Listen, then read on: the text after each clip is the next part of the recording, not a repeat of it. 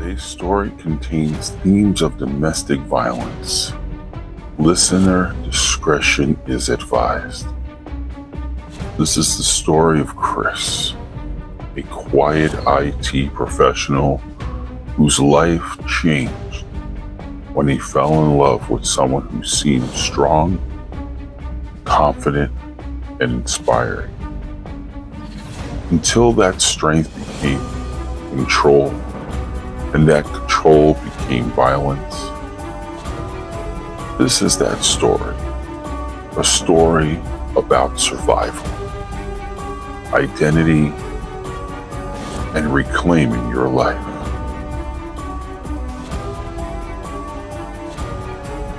Chris works in IT. He's the kind of guy who blends into the background. He's non-confrontational, he's polite, and he's very helpful. But as he walked through the corridor amongst his colleagues, something stood out. He had a black eye. One of his friends had approached him. "Whoa, man, what happened? Did you join Fight Club?" Then another person, "Seriously, dude, that looks rough." Chris would have an awkward chuckle. "No, nothing like that. I was outside, was looking up, and I walked into a tree branch." His friends laugh. Chris forces a smile, but the truth is far from funny. In my line of work, abuse is common, but very rarely does a man walk into my office claiming that he's getting physically and verbally abused. It does happen, and when it does happen, it just seems, could it be a lie? Could it be something else? It can't possibly be a man getting attacked and beaten by a woman. Let's find out how this story goes. But before we do that, please subscribe, like, and share, and comment, please. And now on with the story. Danielle. She's a personal trainer, an amateur bodybuilder. She enters Chris's life like a storm. The wonderful things that he admired about her was the discipline that she has, her intense laser focus. You see, in this world, we have many acquaintances, but when it comes to people we connect with, they are either like us or we admire them. And in this case, Chris admired Danielle. Now, Chris, he had different habits than Chris would ever have. Because Danielle was a fitness competitor. And Chris, well, he ate a certain way. He didn't worry about things. He sat down where she was always active. And so Danielle, after connecting with Chris, after developing a relationship because she liked his style. You see, most of the men that Danielle dated were alpha types. And it was either their way or the highway because they had the common bond of fitness. Big muscle-bound guys. And she thought, you know what? He's handsome. He's different. He's not intimidating. This could be a guy that I can get to know. And that's exactly what happened. And so they began to date. And at first, there were no issues. He was very open and a great listener, and she loved all the things that she was receiving from Chris. But the one thing she didn't like was his lifestyle.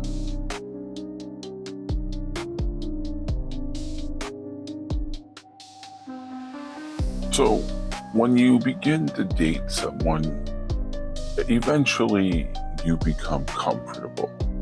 especially when you know that it's going somewhere. And she's seen these habits.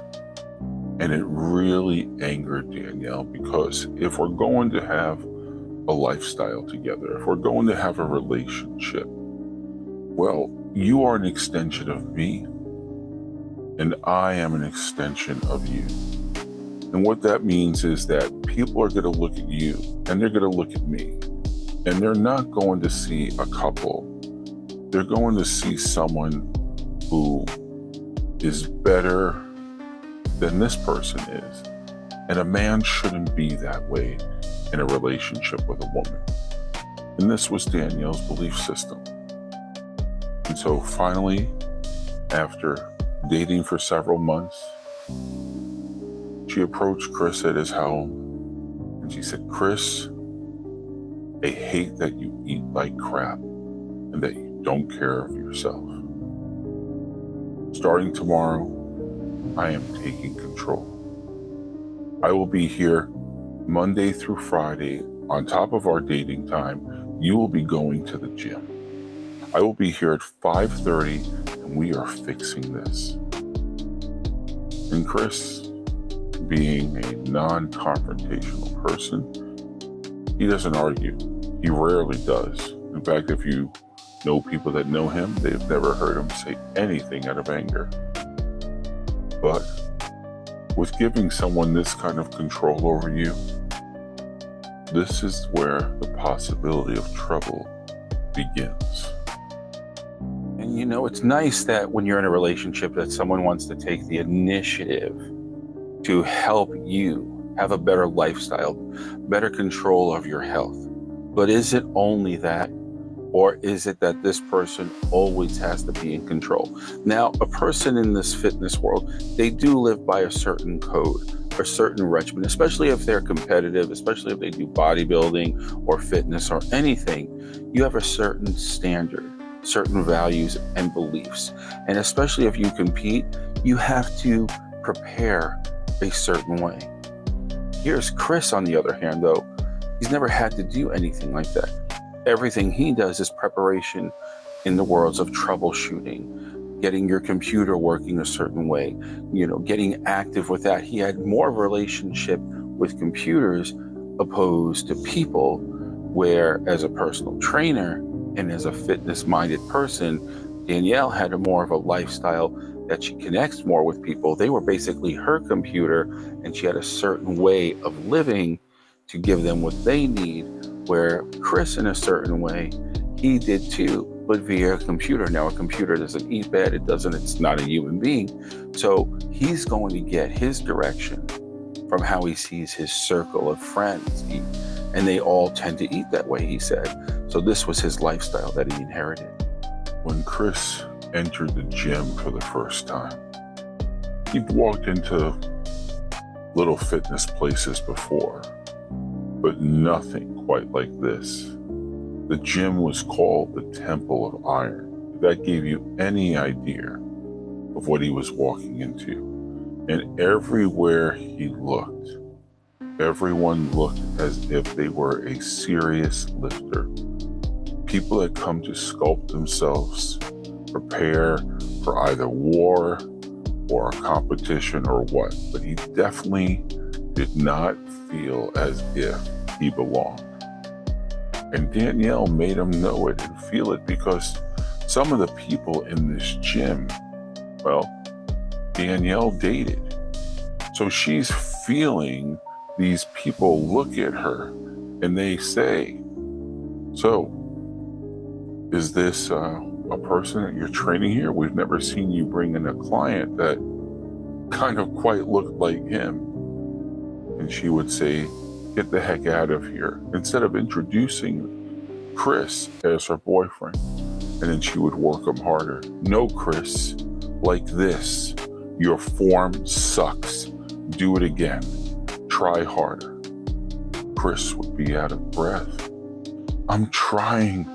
I'm giving it my all." See, there was no beginner's level.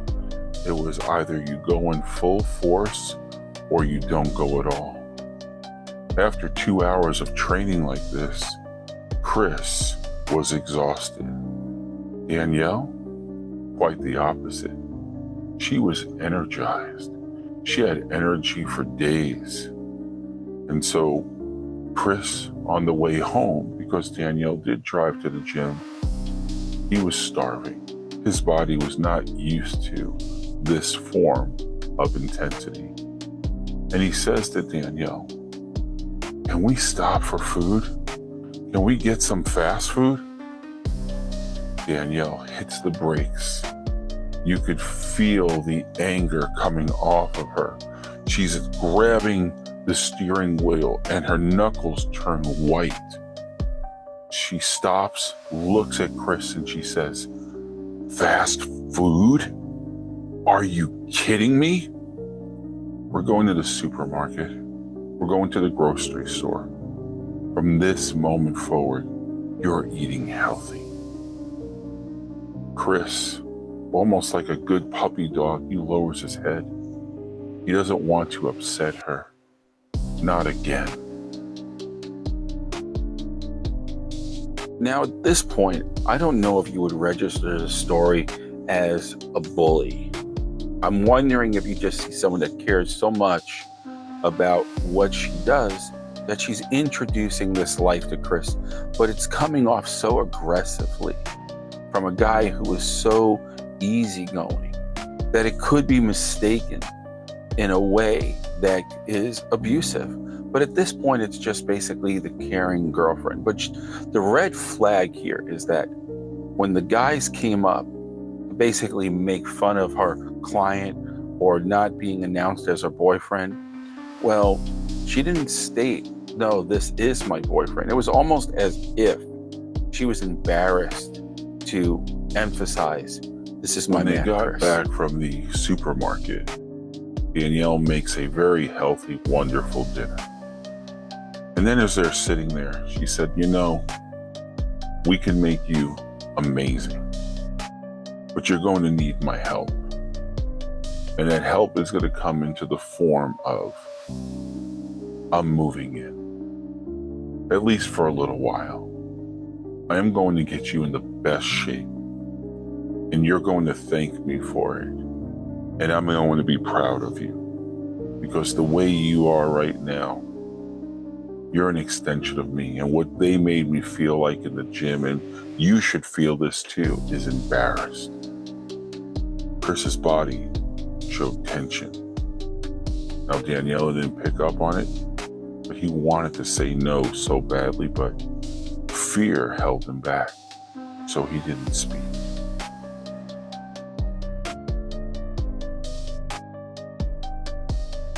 Now, that evening where she would always go to the gym and see the people she's used to seeing, Danielle was embarrassed.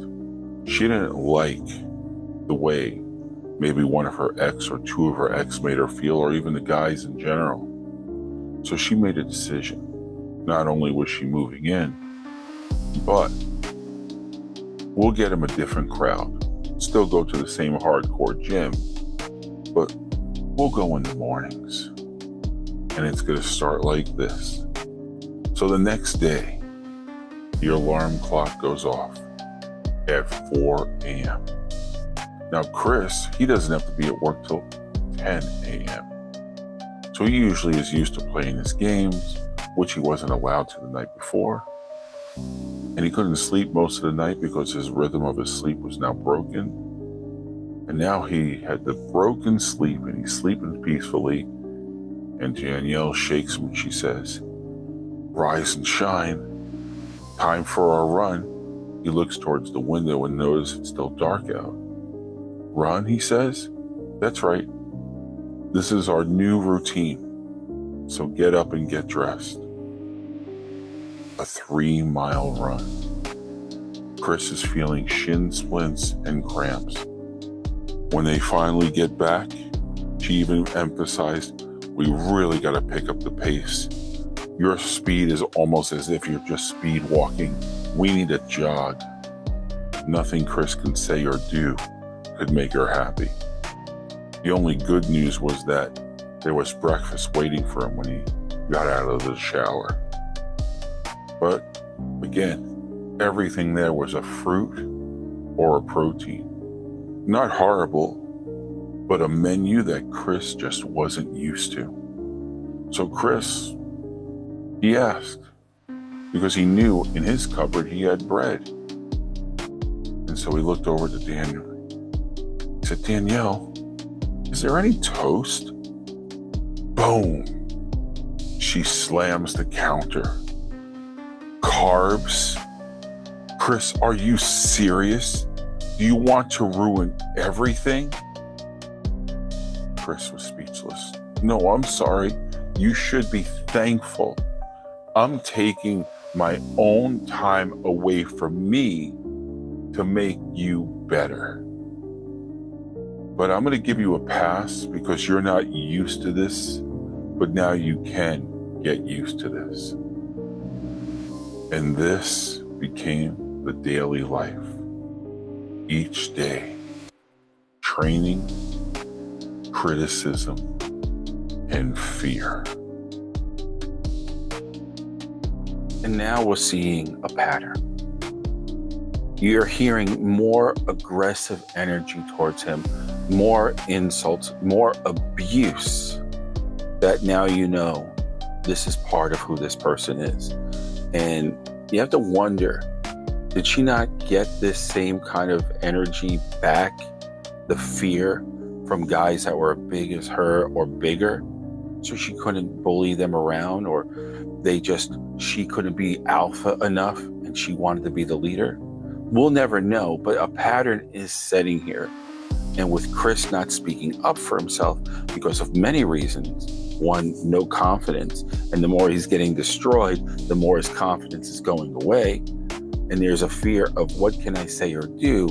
Will this eventually build up in a way where he might say, this is a red flag and I need to make some shifts? Or will he try to hope that this passes because he didn't see this in the beginning? And then when all of a sudden she started becoming more involved in his life and the lifestyle that she is, and now she's interpreting it and printing it onto him. We'll see if that imprint continues. Some time has passed now, and Danielle is preparing for a bodybuilding show. And if anyone knows about preparing for a show, one, prior to the show, your nutrition, people would think, is pretty clean. But it changes tremendously when you're preparing for a show, because you have to be paper thin, meaning no body fat, dry as can be, so your muscles can show more extensively on stage, particularly when light hits you. So our temper at this point, because our hormones are all out of balance, is razor thin. So she has been training Chris to cook her meals at this point, to prep for her, to get things ready, because she's training Chris in the morning and she's still getting her workout, doing 2 a days, but she's making it as if she's doing Chris a favor. And then she's going to her gym where she's used to working out with the other guys, so she doesn't get criticism for bringing Chris anymore. So she doesn't. So now Chris has the responsibility of preparing her meals. So Danielle, coming in hungry, particularly because she's really working hard to prepare for this show. She comes in, she sees the food, all the groups are in order. She looks happy at this point. Chris doesn't pay any mind to it. Then she bites into the steak. She looks over and she says, "Oh my God, this steak." Chris says, "What's wrong?" "It seems overcooked, Chris. Did you check the temperature?" Now, Chris, they do have a little thermometer for their meat, but he was going by color.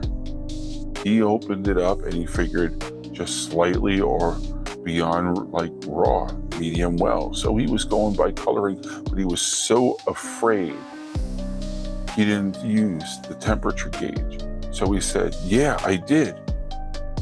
But he didn't. He checked by color.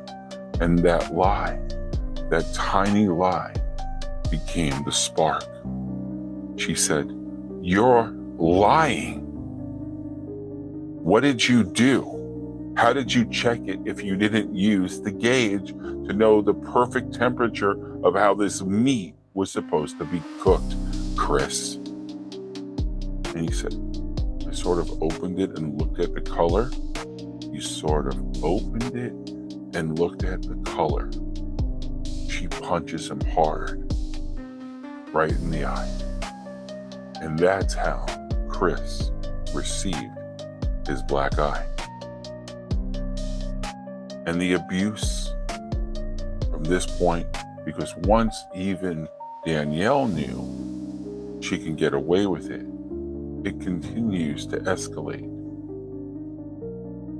And I want you to think about the escalation, that once someone starts with slight abuse, you don't act on it, then they're going to try a little more, and you don't act on it, and a little more, until they can continue it going until it goes like a wildfire out of control. And that's exactly what's happening here. That fire just kept getting from smaller to larger to an explosion. Chris didn't know how to deal with it. And now the total power between her strength, her hormones, her emotions are off the Richter scale, and Danielle is now out of control. At this point, the abuse comes and goes briefly. It's coming back so intensely, it's constant. Constant verbal abuse, constant physical abuse, and constant emotional abuse. You're not even a man, Chris. I'm trying to make you into a man, and all you do is screw things up. When you hear this all the time, when someone continues to tell you the bad, you don't escape it because you tend to believe it. And that's what happens with Chris. Chris loses himself. His identity, the little confidence that he had, is gone. Now, he tried to gather himself in moments where he can find himself. And one day, he tried to set a boundary. He approached Danielle one day where it looked as though she was in a good mood because she just won one of her contests. And she was able to cheat on her diet for a day. And so he noticed this and he said, how are you feeling? I'm feeling amazing. I became a winner today, first place. Well, that's great. And I have to say, I received everything I need here from you. I think I'm on the right path now. And I think with that being said, it probably would be good if we just live alone like we did, because I think we enjoy things much more that way. And you don't have to worry about me preparing things for you because you know exactly how you like them. Danielle explodes. After everything I've done for you, you ungrateful jerk. She gets up, throws the bad food that she was having to the floor, and she tackles Chris down and she begins to beat him again and again.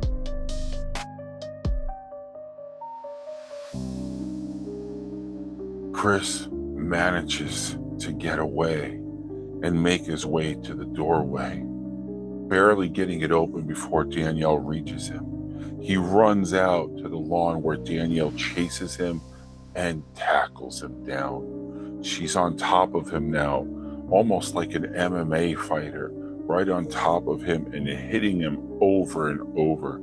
The neighbors are seeing this to the point that they just didn't want to get involved, but they called the police.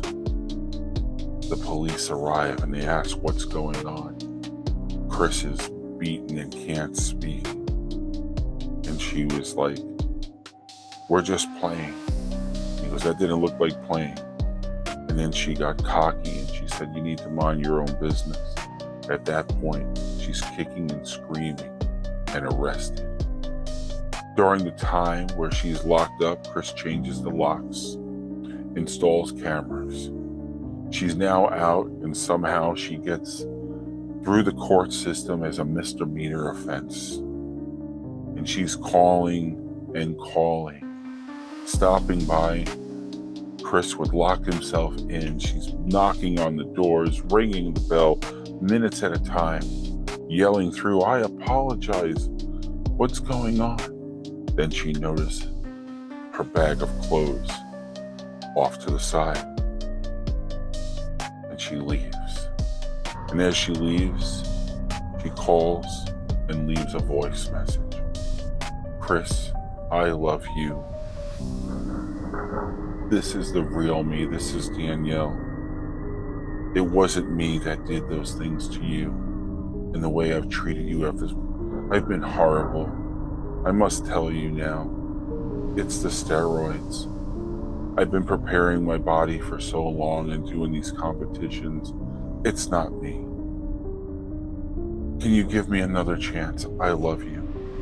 And somehow, some way, Chris's heart softens. And he gives her one more chance. But 2 weeks later, she starts up again with the verbal abuse. Now, at this point, she is living at her home, and Chris is not having her in his home. So she says, "Come over, I'm going to make you a wonderful dinner to make it up for you." And the abuse starts again. And she starts smacking him, and she starts hitting him. Once again, he runs out of the house to escape, manages to get into the car in Danielle's driveway. She tries to block him in, but he manages to drive on the grass and get away. When he looks out the rear view mirror, Danielle is following him home. He's scared. His heart is panicking like crazy, beating like crazy. He juggles his phone only for it to hit the floor while driving. He can't even call the police. He gets to his home. He locks himself in the car. She's now out of her car, and she's hitting the windows, kicking the car. Come out now, you coward." She picks up a rock, shatters the glass, smashes the window open, pulls him out. The neighbors are walking down their usual sidewalk, taking their daily walk, and they notice Chris is getting beaten. The neighbors try to intervene, saying, "Leave him alone." She doesn't hear them. She's too busy beating them.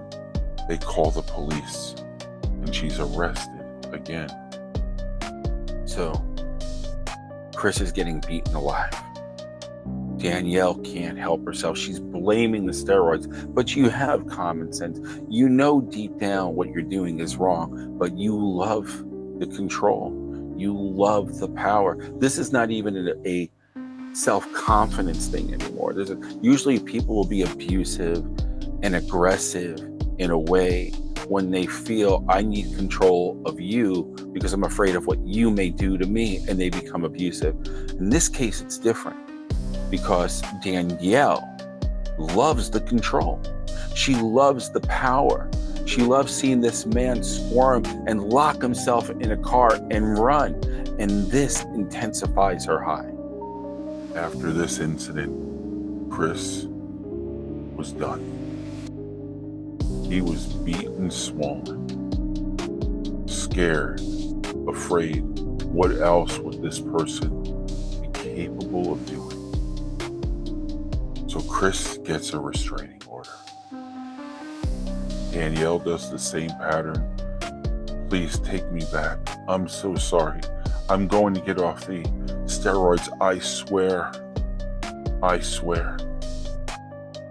And Chris says, if you are willing to get off the steroids, if it really is that, I would date you in public places because I really do like you. I have been able to see the nicer side of you, though rare. Would you quit steroids completely and date me outside and see how we go from there? Danielle says, are you crazy? I'm not quitting steroids. Not for you. Not for anyone. I love the power. She actually admits to it. I love the way it makes me feel, what it gives me, how people see me, how I'm looked upon. I am a superhero in my world. Your loss. The relationship ends for good. Now today, Chris, what did this do to him? A lot of people sometimes, they move, they leave places, they're afraid to run into that person. But believe it or not, Chris actually found his identity through this. Today, thanks to those rituals of getting up in the morning at 4 in the morning and running 3 miles and going to the gym, Chris still works out. Thanks to Danielle making these wonderful healthy meals for better internal organs and all those things that can be better for you. He eats healthy. He still follows the routine he learned, but he does life on his own terms. And now he's actually stronger. He looks amazing. But deep down, yes, she gave him some tools, but this isn't because of Danielle. This is more so because he survived her. So just know, if you or someone you know is experiencing domestic abuse, please reach out to someone you trust or a professional resource. You're not alone. And this is one heck of a story of what can happen in one form of abuse. And there's many different types of abuse. But if you are going through abuse, remember, it does start like this. Little things, seeing what the person can get away with and cannot get away with. And it slowly escalates. And then they utilize the word love. They abuse the word love to make them feel, I care about you. And what ends up happening is that you want that. So they know, because you start living in the past. You start remembering. I had a client one time say, I can't stop remembering what he did. The wonderful things. I keep thinking of what he did with me. I said, thinking is moving forward. Remembering is the past. You were right the first time. But thinking is moving forward. This person is no longer in your life. And the reason why you're keeping him here and letting him live here is because you're remembering the good things. You've done that. And that's why you won't break it off, because you think that that person is still in there. But who comes out the most? Is it the darkness or the light? And you're never going to change that, because there's no consequences. You see, Chris gave consequences. Choose me or choose that. She chose her, but she chose the darker side of her. So I want you to feel about that. And until next time, before you leave me, please subscribe, like, share, and comment. And until next time, have a great day or evening, wherever you may be.